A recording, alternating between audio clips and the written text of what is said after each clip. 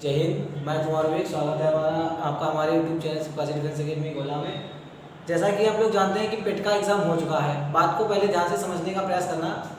जो मुख्य चीज़ें हैं आपको बताने जा रहे हैं कि आपका पेट का एग्ज़ाम हो चुका है। अब हो सकता है दिसंबर माह तक यूपीपी की वैकेंसी आ जाए।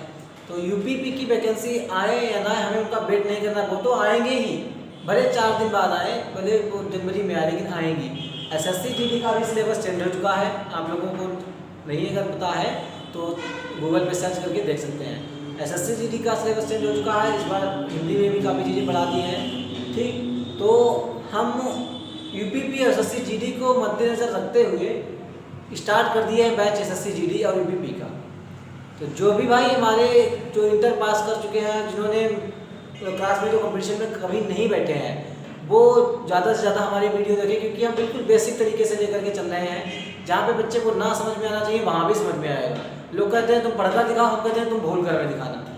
लेकिन क्या है कि आपको हमारे साथ में रहना पड़ेगा। आज पहला दिन है, वर्णमाला चैप्टर स्टार्ट हुआ है और वर्णमाला में हमने कुछ ही चीज़ें लिखी हुई हैं जो आप नोट डाउन कर लेंगे या समझ लेंगे, सुन लेंगे तो शायद आपको याद हो जाए। तो हम आपसे यही कहते हैं कि सब कुछ अगर आपको पाना है, कुछ करना अपने मन का है, तो थोड़ा पढ़ लो। क्योंकि आज अगर आप खाली बैठोगे तो कल आप बहुत बड़े विद्वान नहीं बन जाओगे, ना ही तो आप कोई सर्विस वाले बन जाओगे, ना आप तहसीलदार वीडियो एसडीओ कुछ बन जाओगे। तो आपको अगर कुछ करना है, हालातों से लड़ना है। कहने वाले ज़िंदगी भर कहते रहेंगे, कोई खाने के लिए नहीं दे जाता है, ये दुनिया दोगली है, समाज दोगला है, इसके चक्कर में ना पड़ो। तुम्हें जो ठीक लगता है उसको करो, अपनी पढ़ाई पर ध्यान दो। ठीक, मम्मी पापा सिर्फ 2 ही लोग दुनिया में होते हैं जो अपने होते हैं, बाकी कोई भी अपना नहीं होता है। ये हम लिख के दे सकते हैं। अगर किसी को लगता है तो लगे, नहीं लगता है तो अगर हमारी बात से सहमत है तो कृपया हमारी अपनी पढ़ाई पर ध्यान दें और क्लास पे ध्यान दें। हम जो आपको टॉपिक समझाने जा रहे हैं उस पर ध्यान दीजिए। तो आज का टॉपिक हमारा है वर्णमाला। वर्णमाला चैप्टर स्टार्ट हुआ है। तो उसमें सबसे पहले बात पूछी जाती है कि वर्णमाला में कितने वर्ण होते हैं।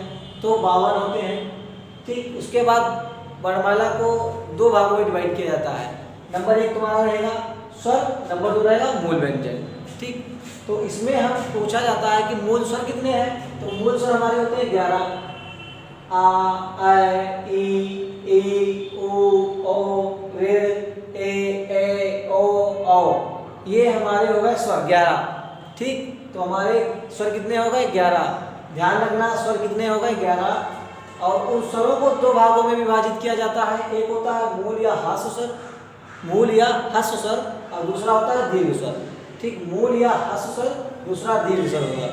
मूल या ह्रस्व स्वर, दूसरा होगा दीर्घ स्वर। तो मूल या ह्रस्व स्वर होगा, दूसरा होगा दीर्घ स्वर। तो मूल या ह्रस्व स्वर में 4 आते हैं।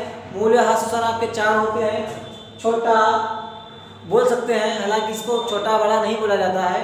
तो हम बोलेंगे ए, ई, ओ, ऋ। इसके उच्चारण में कम समय लगता है। तो जिनके उच्चारण में कम समय लगता है वो होते हैं मूल या ह्रस्व स्वर। ठीक, जिनके उच्चारण में कम समय लगता है वो होते हैं मूल या ह्रस्व स्वर। फिर आता है तुम्हारा दीर्घ स्वर। तो दीर्घ स्वर हमारा होगा अ, ई, उ, ए, ओ, औ। ठीक, तो जिसके उच्चारण स्थान में ह्रस्व स्वर से 2 गुना समय लगे, जिसके उच्चारण स्थान में ह्रस्व स्वर से 2 गुना समय लगे। समझ रहे हो?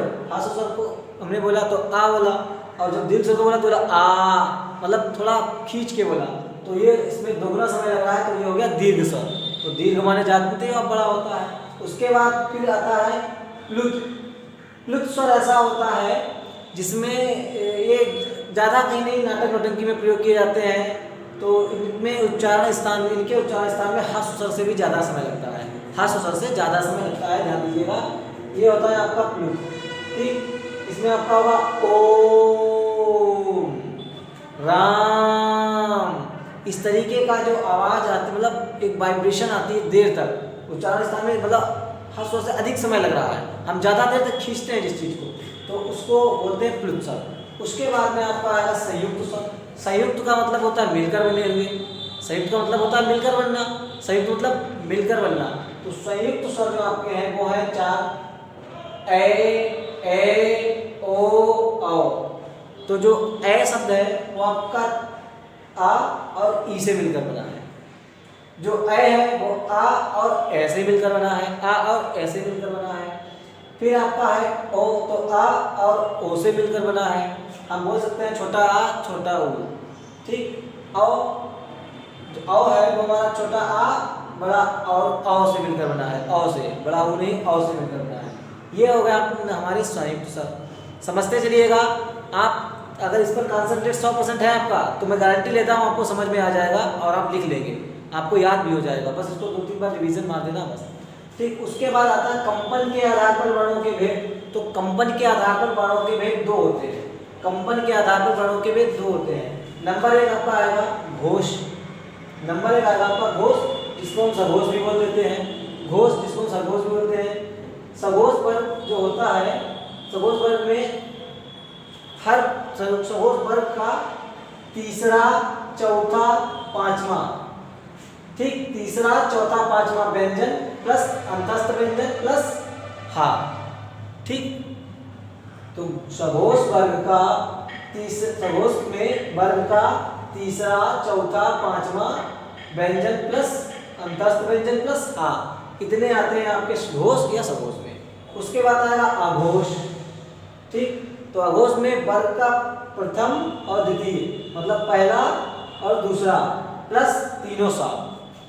ठीक, ये आपके कंपन के आधार पर वर्णों के दो भेद हो गए, सघोष अघोष। ठीक, अब आइए आपको समझाते हैं। अंग आ जो होता है, आप भूल गए होंगे लेकिन याद दिला दें कि अंग आ भी आते हैं, इनको भूलना ठीक नहीं, क्योंकि ये भी काफी काम आते हैं। ठीक, तो अयोग आ होते हैं, अंग आ जो होता है, इनको दोनों को बोला जाता है अंग आ। ठीक, और इन अंग आ को बोला जाता है अयोग वा। ठीक, जिसमें से जो अंग आपका होगा ये बोला जाएगा अनुस्वर। अनुस्वर जो आहा आपका है, आहा बोला जाएगा विसर्ग।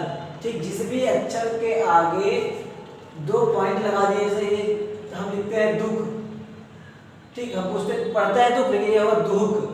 ठीक, तो इसको बोला जाता है विसर्ग। ठीक, और इसको बोला जाता है अनुस्वर, ध्यान रखिएगा। ठीक, तो ये आपके 2 अक्षर हो गए, अंग आ, अनुस्वर, विसर्ग।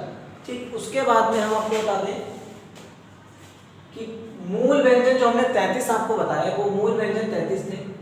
कौन कौन से हैं? पहला आपका का वर्ग आएगा, का, खा, गा, घा, रा।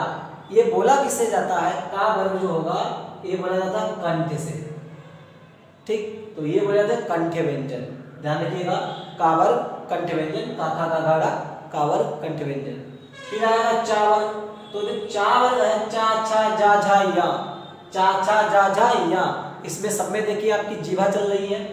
ठीक, तो ये बोला था तालव्य व्यंजन, तालु। ठीक, तालव्य व्यंजन। फिर टा वर्ग आएगा। टा वर्ग जब हम बोलेंगे टा, ठा, डा, डा, डा, टा, ठा, डा, डा, डा, तो ये आएगा मूर्धन्य व्यंजन। ठीक, टा वर्ग मूर्धन्य व्यंजन, टा वर्ग मूर्धन्य व्यंजन। ठीक, फिर आएगा ता वर्ग। तो ता वर्ग में ता, था, दा, धा, ना, ता, था, दा, धा, ना। आपकी जीभा आपके दांतों को टच कर रही है, तो क्या आएगा? दंत व्यंजन। समझ आ रहा है आपको? फिर आएगा आपका पा वर्ग।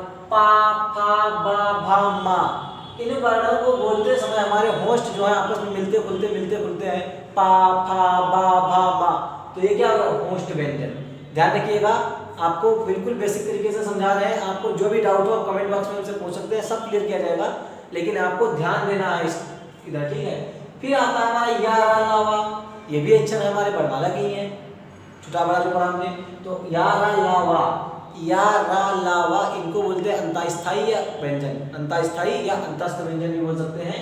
ये कितने होते हैं? 4। अंतस्थ व्यंजन कितने होते हैं? 4। क्वेश्चन में पूछ सकता है अंतस्थ व्यंजन कितने होते हैं, तो 4। ये अच्छा लिख देगा, 3 रखे होंगे, एक नहीं रखा होगा। या, रा, ला, वा में से वो हटा देंगे, 3 रख देंगे, एक अपोजिट रख देंगे उसके। आपसे पूछ लीजिएगा इसमें कौन नहीं है। ठीक, तो फिर अगला है आपका तीनों सा। सलजम वाला सांप जिसको बोलते हो, षटकोण वाला सांप जिसको बोलते हो, सब्जी वाला सांप जिसको बोलते हो, आपको उस तरीके से समझाना कि आपको समझ में आ जाए। ठीक, अभी बोले तालव्य सांप, मूर्धन्य सांप, तो आप जल्दी नहीं समझ पाएंगे, क्योंकि अभी तो आपने चैप्टर स्टार्ट ही किया है। आगे बढ़ेंगे इसके बारे में। तो सलजम वाला सांप, षटकोण वाला सांप, सब्जी वाला सांप और हा। ठीक, तीनों सा हा, तीनों सा और हा, ये होते हैं उष्म व्यंजन, या इनको बोलते हैं उष्म संघर्षी व्यंजन। ठीक, ये भी 4 होते हैं। समझ आ गया?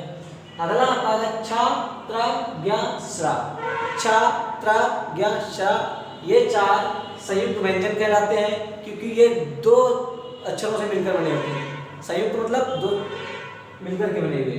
तो जो छा होता है वो का और छतरी वाला छा से मिलकर बना होता है, ठीक। जो ता होता है ये ता प्लस रा से मिलकर बना होता है। फिर ज्ञा है ये जा और या से मिलकर बना हुआ, जा और या से। जो श्रा है वो सा और रा से, ठीक। इतना आपको समझ में आ गया। इसके बाद 2 अक्षर हमारे आते हैं डा और रा, ठीक। डा रा अगर यहाँ पर पॉइंट लगा हुआ है यहाँ पर इनके नीचे तो ये कहलाते हैं उच्छित या द्विगुण व्यंजन, उच्छित या द्विगुण व्यंजन। ध्यान रखना, श्वास मात्रा के आधार पर वर्णों के 2 भेद होते हैं। श्वास मात्रा के आधार पर वर्णों के 2 भेद होते हैं, एक होता है अल्पप्राण, दूसरा होता है महाप्राण। तो पूछ लेगा कि अल्पप्राण वर्ग में कौन कौन से आते हैं, तो वर्ग का पहला, तीसरा, पांचवा प्लस अंतस्थ व्यंजन प्लस सभी स्वर, प्लस अंतस्थ व्यंजन और सभी स्वर, सभी स्वर ये आपके, ठीक। प्लस अंतस्थ व्यंजन प्लस सभी स्वर, ये आपके आ जाएंगे अल्पप्राण में। महाप्राण में वर्ग का दूसरा, चौथा व्यंजन प्लस सभी उष्ण वर्ण। आज के लिए आपको हमने इतना चैप्टर समझा दिया है, आपने पढ़ लिया। वीडियो को रिवाइज कीजिएगा, दोबारा 2-3 बार देखिएगा, आपके समझ में आ जाएगा। और यहाँ बहुत बड़े मतलब ऐसा नहीं कि प्रचंड विद्वान बन चुके हो, तो कुछ लोग होंगे जो कमेंट करेंगे, जो कमियां निकालेंगे, कोई दिक्कत नहीं। लेकिन हम उन लोगों के लिए बता रहे हैं जो बेचारे अभी तक इंटर पास किए, इंटर पास करने के बाद यूपीपी की तैयारी करने जा रहे हैं, जीडी की तैयारी करने जा रहे हैं और उनको अभी कंपटीशन के बारे में कुछ पता नहीं है। तो उन लोगों को अच्छे समझ में आए, इसलिए हम इस तरीके का आप लोगों को वीडियो बना करके कर रहे हैं। वरना अगर चाहें तो हम भी उस तरीके से पढ़ा सकते हैं कि आपके बाउंस कर जाएगा, फिर कोई फ़ायदा नहीं है, ठीक। ये ज़रूरी नहीं है कि हम 2 दिन में चैप्टर ख़त्म कर दें। जब मायने ये रखता है कि हमको समझ में आया है नहीं आया है। तो मुझे नहीं लगता है कि आपको ये समझ में नहीं आया होगा। अगर नहीं आया है तो प्लीज़ बिना निसंदेह निसंकोच आप हमको कमेंट करके हमसे पूछें कि सर ऐसी ऐसी प्रॉब्लम आ रही है, ये दिक्कत है, हम आपको बताएंगे, ठीक है। हमारे अन्य वीडियो देखने के लिए हमारे चैनल से जुड़े रहिएगा और आशा करते हैं कि आप लोगों को कहीं पर दिक्कत नहीं आएगी। तब तक के लिए जय हिंद, जय भारत। कुमार विवेक।